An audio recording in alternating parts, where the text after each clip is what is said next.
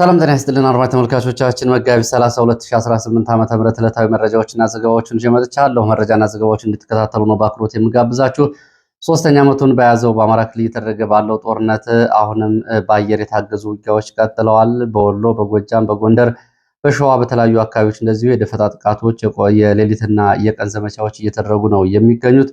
ሰሞኑን በተለይ እንግዲህ ደጋዳሞት፣ ፈረስ ቤት፣ አዴት፣ ጎንጂ ቆለላና ሞጣ ዙሪያ በተደረጉ ውጊያዎች የአየር ኃይልም እንደዚሁ በተለያዩ አካባቢዎች ስምሪት መውሰዱ ነው የታወቀው። በሰሜን ወሎ እንደዚሁ ትላንትና የድሮን ጥቃት በተፈጸመበት የቅርብ ርቀት ዛሬ በተመሳሳይ ረፋድ ላይ ሌላ የድሮን ጥቃት ተፈጽሟል። ከተፈጸመው የድሮን ጥቃት ጋር በተያያዘ እንደዚሁ የወጡ መረጃዎች አሉ። ብዙዎቹ የድሮን ጥቃቶች እየተፈጸሙ ያሉት ውስጥ ባሉ ሰርጎ ገብ መረጃ አስተላላፊዎች አማካይነት ነው የሚል መረጃ አለ። ከዚህ ጋር በተያያዘ በሰሜን ወሎ ከትላንቱና ከዛሬ ድሮን ጥቃት ጋር በተያያዘ እንደዚሁ የተጠረጠሩ በፋኖ ውስጥ ያሉ ሰርጎ ገቦች በቁጥጥር ስር መዋላቸውን የሚያሳዩ መረጃዎችም ወጥተዋል። እነዚህን ጨምሮ በተለያዩ አካባቢዎች ያሉ የግንባር መረጃዎችን በዚህ ሰዓት ወደ እናንተ አደርሳለሁ። እንግዲህ ሰሞኑን በተለይ የወረዳ ከተሞች ላይ የተከማቸ የሎጂስቲክ እንዲሁም ደግሞ የሚሊሻ የአድማ ብተና የመከላከያ ላይ ፋኖ ወደ ወረዳ ከተሞች በመዝለቅ ከፍተኛ ጥቃት መፈጸሙን ነው መረጃዎች የሚያሳዩት። በዚህ እንግዲህ ከክፍለ ጦር ምክትል አዛዥ እስከ ሻለቃ አዛዦች ድረስ እንደዚሁ በፋኖ ተይዘዋል፣ በፋኖች ገብተዋል። እነዚህ በሰሞኑን ያለውን አጠቃላይ ሁኔታ የሚያሳዩ መረጃዎች ናቸው። እናንተ በየዕለቱ እየተከታተላችሁ ነው። ዛሬም ያሉትን ተጨማሪ በመተማም በደንቢያም በማዕከላዊ ጎንደርና በተለያዩ አካባቢዎች ያሉ ዝርዝር መረጃዎችን ወደ እናንተ አደርሳለሁ። በአሶሳ ቀጠናም እንደዚሁ ተጨማሪ መረጃዎች አሉ። በተለይ በሱዳን የእርስ በርስ ጦርነት አንጻር የኢትዮጵያና የአረብ ኤምሬትስ አቋምና ወታደራዊ ድጋፍ የተመለከተ ተጨማሪ መረጃ አለ። እሱንም እንደዚሁ በዚህ ሰዓት ወደ እናንተ አደርሳለሁ። በርካቶቻችሁ ከተለያዩ አካባቢዎች ምርጫን በተመለከተ ብዙ አስተያየቶችና ጥቆማዎችን ልካችሁልኛል። ከአዲስ አበባ ከደረሱኝ የምርጫ ጥቆማዎች መካከል በሁሉም የማህበራት የሚገኙ ሰራተኞች በህይወት የሌሉት ጭምር መታወቂያ የምርጫ ካርድ እንዲላክላቸው እንደዚሁ ትዕዛዝ ተሰጥቷል። የወሰዱና ያልወሰዱ በሚል ሪፖርት እንዲያመጡ ትዕዛዝ ተሰጥቷል። ይህ እንግዲህ እያንዳንዱ ማህበራት በአዲስ አበባ የሚገኙ ማህበራት የግልም እንዲሁም ደግሞ የኮርፖሬት ማህበራት ሰራተኞች ይህ እንዲያደርጉ ታዘዋል። ይህን የማያደርጉ ከሆነ የማህበራት ፍቃዳቸው አይታደስም፣ እንዲሁም ደግሞ ከብድርና ከጥቅማጥቅም ጋር የተያያዙ ጉዳዮችም ይታገዱባቸዋል ነው እየተባለው። ይሄም እንግዲህ አዲስ አበባ ከተማ ውስጥ ነው። በሌሎቹ አካባቢዎች እንግዲህ ያው በተለይ በአማራ ክልል ከምርጫ ጋር በተያያዘ ምርጫ ኮረጆ እና ምርጫ አስፈጻሚዎች በተለያዩ አካባቢዎች ከሚሊሻ ጋር በሚያደርጉት እንቅስቃሴ ተደጋጋሚ ጥቃቶች እየተፈጸመባቸው ነው የሚገኘው። ብዙ ቦታዎች አሁንም የምርጫ ጣቢያዎች አልተከፈቱም። እስከ ሚያዝያ 14 ሁለተኛ ዙር ምርጫ ቦርድ የጊዜ ገደቡን ቢያራዝምም አሁንም ብዙ ቦታዎች በዚህ ሁኔታ ነው ያሉት። ወደ ወታደራዊ ካምፖች በመምጣት የአካባቢው አስተዳዳሪዎች የቀበሌያቸውን ህዝብ የአጠቃላይ የምርጫ ካርድ እና የህዝብ ቁጥር እንዲያስመዘግቡ የሚችሉ ደግሞ ፈርመው ካርዱን ጥለው እንዲሄዱም እየተደረገ መሆኑን ያው ትላንትና በወጡ መረጃዎች ለመመልከት ተችሏል። ብዙ አካባቢዎች እንግዲህ ያው ምርጫው ገና ምርጫ ከመደረጉ በፊት አንድ ምርጫ ለይስሙላ እንኳ ቢሆን ሊያሟላቸው የሚገቡ ከምዝገባ ጊዜ ጀምሮ ግልጽና ነፃነት፣ ታማኝነት ያለው ሊሆን ይገባል፣ በመራጮች ፍቃድ ላይ የተመዘገበ ይሆናል የሚለውን በሙሉ የማያሟላና አስገዳጅ ወይም ደግሞ ፖለቲካዊ ጫና ውስጥ የገባ ምርጫ መሆኑን የሚያሳዩ መልእክቶችን ልካችሁልኛል። አመሰግናለሁ። ከኑሮ ውድነት ጋር በተያያዘ ከትራንስፖርት ጋር በተያያዘ ያው በተደጋጋሚ የቀረቡ ጉዳዮች ናቸው። ይህንንም ልካችሁልኛል። አመሰግናለሁ። ወደ መረጃዎቹ ነው የሚሄደው። ወደ መረጃዎቹ ሲሄድ ወደ ዋግኽምራ ዞን የሚወስደን መረጃ ነው። በአማራ ክልል የማስቀድመው በዋግኽምራ ዞን በድርቅ ምክንያት ከ4000 በላይ ሰዎች አካባቢያቸውና ቀያቸውን ለቀው መፈናቀላቸው ነው የተዘገበው። የጀርመን ድምፅ የአማርኛ አገልግሎት እንደዘገበው በዋግኽምራ ህፃናት ለልመና ተዳርገዋል፣ ትምህርት ተቋርጧል፣ ሰዎች አካባቢያቸውን ለቀው ተሰደዋል። በዋግኽምራ ዞን በተለይ በጻግብጂ ወረዳ 4 ቀበሌዎች 4000 ነዋሪዎች ሙሉ በሙሉ አካባቢያቸውን ለቀው ሰቆጣን ጨምሮ እስከ ደሴ ባሉ ከተሞች ለልመና ተዳርገዋል። ይሄ አሳዛኝ እንደሆነ የተገለጸው ዶቼ ቬለ እንግዲህ በየአካባቢው የሚመለከታቸውን ባለስልጣናት ከእርዳታና ከድጋፍ ጋር በተያያዘ አነጋግሯል። ያው ልመናን የሚከላከል ግብረ ኃይል ነው ተቋቁሟል የሚል ምላሽ የተሰጠው። ልመናን የሚከላከል ግብረ ኃይል ነው መቋቋም ያለበት ወይስ ደግሞ የሰብአዊ አገልግሎት ነው መቅደም ያለበት የሚለውን እንግዲህ እዚህ ላይ ልናነሳ እንችላለን። ለማንኛውም አስከፊ ድርቅ መከሰቱ ነው እየታወቀው። ወደ ሌላው መረጃችን ስንሄድ በአሶሳ ቀጠና በኢትዮጵያና በአረብ ኤሚሬትስ ድጋፍ እንደዚሁ ወደ ምስራቅ ሱዳን አዳዲስ ቦታዎችን እየተቆጣጠረ የሚገኘው አርኤስኤፍን በተመለከተና በአሶሳ አቅራቢያ የሚገኘውን ወታደራዊ ካምፑን በተመለከተ አዳዲስ መረጃዎች ወጥተዋል። ሰሞኑን ለአርኤስኤፍ ወደዚህ ቀጠና ወታደራዊ ሎጂስቲክ ከአዲስ አበባ ወደ አሶሳ በአውሮፕላን እና በተሽከርካሪ ገብቶለታል። ከዩናይትድ አረብ ኤሚሬትስ የመጡ እነዚህ ተሽከርካሪዎች በተለይ የጥይት የማይበሳቸው የሚባሉት ተሽከርካሪዎች ወደ 20 የሚደርሱ ሰሞኑን ወደዛ ቀጠና መጓጓዛቸው ታውቋል። ከዛ ባሻገር አርኤስኤፍ አሶሳ አቅራቢያ ባለው የጦር ሰፈሩ ቱርክ ሰራሽ ባይራክታር ቲቪ2 ተብሎ የሚጠሩትን ድሮኖች መታጠቁንም እንደዚሁና በዚህ ቀጠና ማስገባቱንም መረጃ ምንጮች ገልጸዋል። የአሶሳው የጦር ካምፕ ከመመስረቱ በፊት ባለፈው ጥቅምት በፊት የአርኤስኤፍ በኢትዮጵያ ውስጥ የጦር መሳሪያ ያከማቸ የነበረው ድሬዳዋ አቅራቢያ በሚገኝ አንድ መጋዘን ውስጥ እንደነበረም እንደዚሁ መረጃዎች ገልጸዋል። እንግዲህ በኢትዮጵያና በአረብ ኤሚሬትስ ድጋፍ ምስራቅ ሱዳን ኩርሙክን የተቆጣጠረው አርኤስኤፍ ዛሬ ደግሞ ተጨማሪ የጦር መሳሪያ ገብቶለታል ነው የተባለው። በኩርሙክ በጠዋቱ መረጃ ጊዜያችን እንደተከታተል ነው በአየርና በከባድ መሳሪያ የታገዘ ውጊያ እየተደረገ እንደነበርና የሱዳን ጦር ይህንን ወሳኝ ከተማ መልሶ ለመያዝ እንደዚህ ጥረት እያደረገ ሲሆን በኢትዮጵያ በኩልም እና በአርኤስኤፍ በኩል ደግሞ በጋራ ከተማውን እንደዚሁ መልሶ ላለመስጠት እንደዚሁ ውጊያዎች መደረጋቸው መረጃዎች ገልጸዋል። ወደ ሌሎች እንደዚሁ የምስራቅ አፍሪካ መረጃዎችን ስንመለከት ኤር ማስተር ተብሎ የሚጠራ የግብፅ ቦይንግ 737 የካርጎ አውሮፕላን ወደ ፖርት ሱዳን በርካታ የጦር መሳሪያዎችን አጓጉዞ አራግፏል።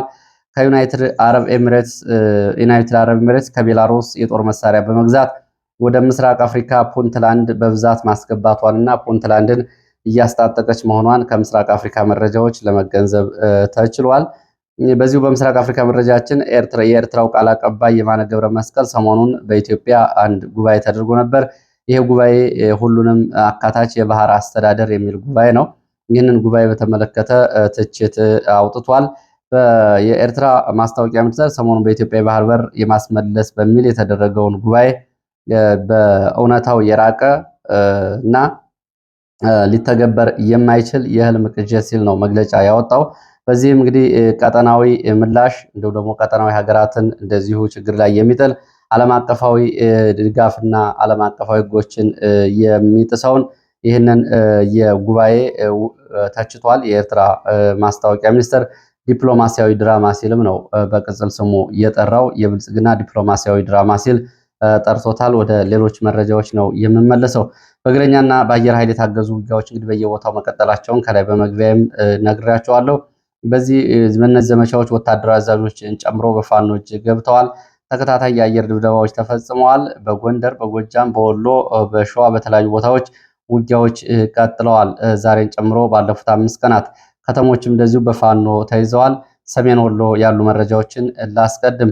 በሰሜን ወሎ ዛሬ በአንድ ቀን ልዩነት ሁለተኛ የድሮን ጥቃት ተፈጽሟል። በአንድ ቀን ልዩነት ነው ዛሬ የድሮን ጥቃት የተፈጸመው። በራያ ቆቦ ወረዳ ጀመዶ ተብሎ የሚጠራው አቅራቢያ ድልድይ እየተባለ የሚጠራ ቦታ ነው የድሮን ጥቃት እየተፈጸመው። በተፈጸመ የድሮን ጥቃት የደረሰው ጉዳት እየተጣራ ነው ያሉት የመረጃ ምንጮች ትናንትና ጥቃት ከተፈጸመበት ግዳን ወረዳ ሰሜን ወሎ አሰቂት ተብሎ ከሚጠራው ቦታ በቅርብ ርቀት ነው ድሮን ጥቃት ዛሬ የተፈጸመው። ይህንን በተመለከተ እንግዲህ የመረጃ ምንጮቹ በሰርጎ ገቦች የተሰጠ ጥቆማ ነው የድሮን ጥቃት እየተፈጸመው ብለዋል። የድሮን ጥቃቶች በተለይ በፋኖ አባላት ውስጥ በሰርገው በገቡ በሚሰጡ ጥቆማዎች ነው ይሄ እየተፈጸመ ያለው ብለዋል። የትናንቱ ሁኔታ በተመለከተ የመረጃ ምንጩ ሲገልጽ ምሳ እየበሉ በነበረበት ጊዜ የፋኖ አባላት አንድ የፋኖ አባል ብድግ ብሎ ቶሎ ብሎ ፈንጠር ብሎ ተቀመጠ። ሬዲዮና መገናኛ ይዟል። እሱ ቦታውን ለቆ በሄደ በቅጽበት ነው ወዲያውኑ የድሮን ጥቃት የተፈጸመው። በዚህ ምክንያት ከዚህ ጋር በተያያዘ በቁጥጥር ስር ውለው ሁኔታዎች እየተጣሩ መሆናቸውን የገለጹት የመረጃ ምንጮች በሌላ ቦታ ድሮን ያለ ውስጥ መረጃ በፍጹም ጥቃቱ አይፈጸምም። ስለዚህ በዚህ በኩል ያለውን የአየር ኃይል ዘመቻ ከፊሉ ከውስጥ በሚሰጥ የጥቆማና መረጃ የሚፈጸም ስለሆነ በሁሉም አካባቢ ያሉ የፋኖ አባላት ከብልጽግና ተልዕኮ የወሰዱትንና በዚህ ውስጥ እንግዲህ በተለይ ለተለያዩ ስለላዎችን በመስራት ጥቃት የሚያመጡ ላይ የማጥራት ስራ፣ ቁጥጥር የማድረግ ስራና ውስጥን የመገምገም ስራ ሊሰሩ ይገባል ብሏል አስተያየት ሰጪው። ይህን እንደመነሻ በማድረግ እንግዲህ በዚህ በተለይ ራያ ቆቦ ጀመዶ ድልድይ እና ጊዳና ስቄት በተፈጸሙት ሁለት ተከታታይ የድሮን ጥቃቶች በሲቪሊያን ላይም ሆነ በፋኖዎች ላይ የደረሰው ጉዳት በዝርዝር አልታወቀም። እንግዲህ መረጃው እስካሁን ድረስ ተጣርቶ አልደረሰም። ምስራቅ ጎጃም ስንሄድ ምስራቅ ጎጃም ዛሬ ማለዳ በሰዴ ወረዳ በነበረው ውጊያ እንግዲህ ከፍተኛ የሆነ ሰብአዊ፣ ቁሳዊና ወታደራዊ ኪሳራ ደርሷል። በፋኖ በውጊያው ያገኘውን ወታደራዊ ድል በተመለከተ ከሰዓት በኋላ ሪፖርቱን ይፋ አድርጓል። እንደ ፋኖ መረጃ ከሆነ በዚህ ዘመቻ ዛሬ ምስራቅ ጎጃም ሰዴ በነበረው ዘመቻ የመከላከያ 5ኛ ክፍለ ጦር የ6ኛ ሻለቃ ምክትል አዛዥ መቶ አለቃውን ጨምሮ ወታደሮች ተማርከዋል። የሚሊሻ አባላት ተማርከዋል። የመሳሪያዎችንም በተመለከተ የቡድንና የነፍስ ወከፍ መሳሪያዎች ሎጂስቲክን ጨምሮ ይሄ በዝርዝር ሲቀርብ ብሬን ወደ 5 ክላሽ ወደ 100 የቃታ መሳሪያዎች 17 እንዲሁም ደግሞ የመገናኛ ሬዲዮ 1 የወገብ እና የደረት ትጥቆች ወደ 16 ክላሽ ካዝና ከ146 በላይ የእጅ ቦምቦች ከ50 የብሬንና የክላሽ ተተኳሽ ከ35 ሺህ በላይ ጥይቶች በፋኖች ገብተዋል። እንግዲህ ከፍተኛ ቁጥር ያለው የጦር መሳሪያና ሎጂስቲክ ነው።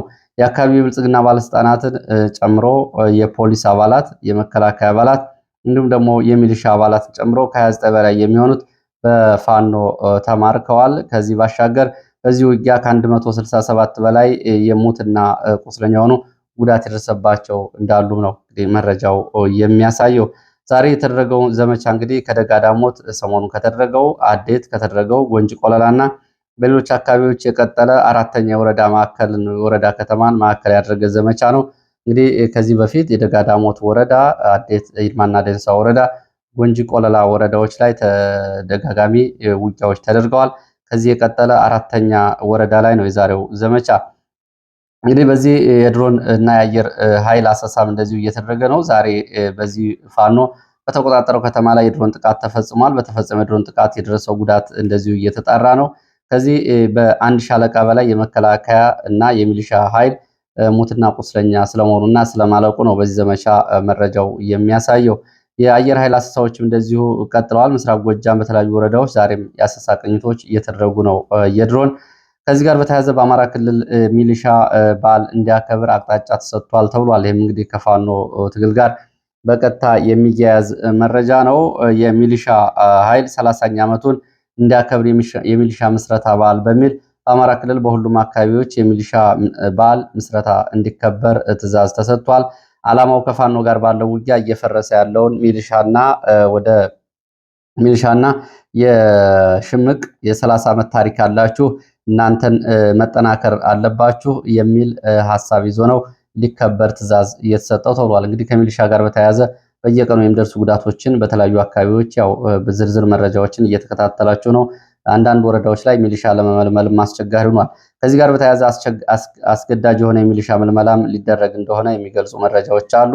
የሚሊሻ በፈቃደኝነት የሚመለመል ባለመኖሩ በጣም ማህበረሰቡ ተሰብስቦ የሚሊሻ እንዲመለመል እንዲሁም ደግሞ በምደባና በአስገዳጅ ሁኔታዎች የሚሊሻ ምልመላዎች እንዲደረጉ ትዕዛዝ ተሰጥቷል። በዚህ መሰረት እጣ ወጥቶባቸው ሚሊሻ አንሆንም ያሉ ሰዎች በመከላከያ ተወስደው ወደ ካምፕ ታስረዋል።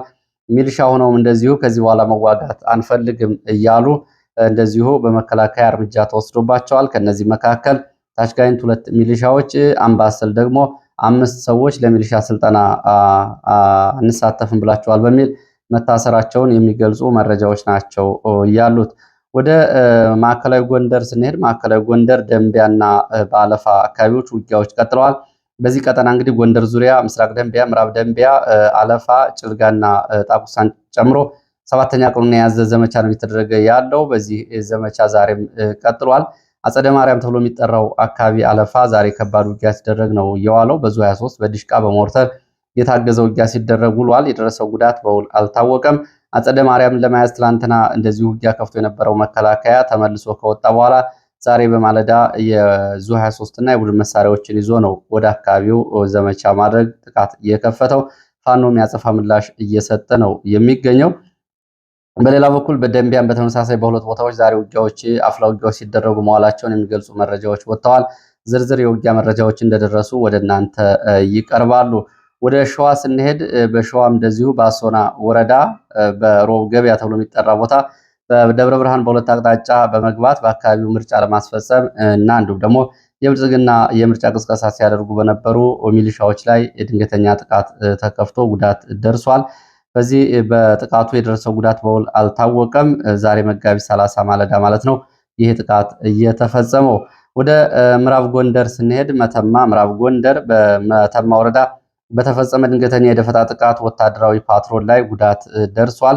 ዛሬ መጋቢት 30 2018 ማለዳ ከመሻሃ ተብሎ ከሚጠራ ቦታ ወደ ወዲ አንበሶ ተብሎ ወደሚጠራ አካባቢ በእንቅስቃሴ ላይ በነበሩ ወታደራዊ ፓትሮሎች ላይ ነው ጥቃት የተፈጸመው።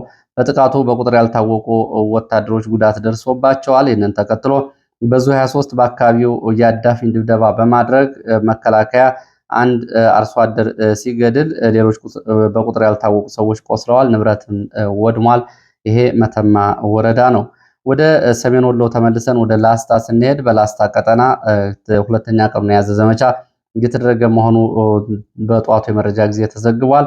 በዚህ በተለይ ላስታ ወረዳ ከኩል መስክ አቅራቢያ ጣፈላማይና ጉባላ ተራሮችን ለመያዝ ለሁለት ቀናት ዘመቻ ሲያደርግ የነበረው መከላከያ ዛሬ አመሻሹን ወደኋላ ወደ ኩል መስክ ተመልሷል ነው የተባለው። ሁለቱም ቦታዎች ጉባላና ጣፈላማይ ለመያዝ በተደጋጋሚ ዘመቻ ያደረገው መከላከያ ዛሬ ቆስለኞችን ይዞ ወደኋላ ተመልሷል።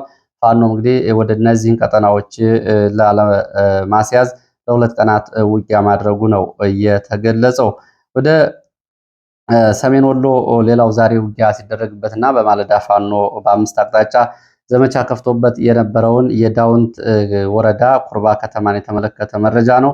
ዛሬ ፋኖ በዳውንት ኩርባ ከተማ በአምስት አቅጣጫዎች ነው እንግዲህ ጥቃት የከፈተው። ዳውንት ዛሬ በአምስት አቅጣጫ ፋኖ ጠዋት ጥቃት በመክፈት በከተማዋን መቆጣጠሩ ተዘግቦ ነበር። ከዚህ ጋር በተያያዘ ከሰዓት በኋላ ያሉ መረጃዎች ምንድናቸው የሚለውን ስንመለከት በገረሳ ገበያ፣ በኪዳነ ምሕረት፣ በጨት ገበያ፣ በሚካኤል በኩል እና በትምህርት ቤት በኩል የገባው ፋኖ ከተማውን አብዛኛውን እስከ ግማሽ ቀን ተቆጣጥሮ ነበር። በሚሊሻና በአድማ ብተና ላይ ጉዳት ደርሷል። መከላከያም ከተማውን ለቆ ወደ ተራራማ ስፍራዎች በመሄድ በዙ 23 በዲሽቃና በሞርተር ሽፋን ሲሰጥ እንደነበር የገለጹት የመረጃ ምንጮች የአየር ድሮን አሰሳና ቅኝት ሲደረግ ነበር ብለዋል።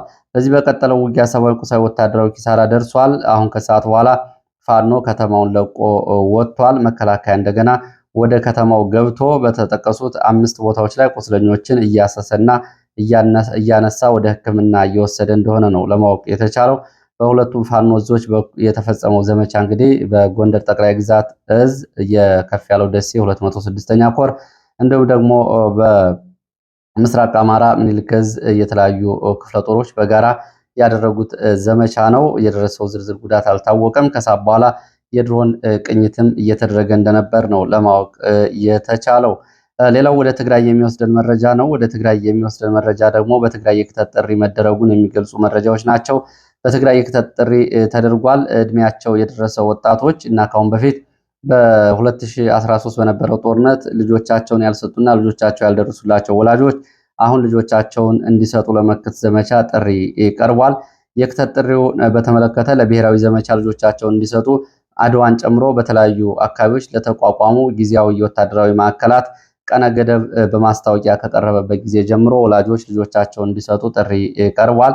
እንግዲህ ወላጆች ልጆቻቸውን የማይሰጡ ከሆነ ከዚህ በፊት ይደረግ እንደነበረው አስገዳጅ አፈሳ እንደሚደረግም እንደዚሁ የክተት ጥሪ አዋጁ ያሳያል። ሰሞኑን በራያ ቀጠና አለማጣ፣ ዋጃ፣ ጥሙጋን ጨምሮ አፈሳ መደረጉ ይታወቃል። እንግዲህ በትግራይ ያለው ፖለቲካም ያው እንግዲህ ከዕለት ወደ ዕለት ያው ውጥረት እየጨመረ ነው የሚገኘው።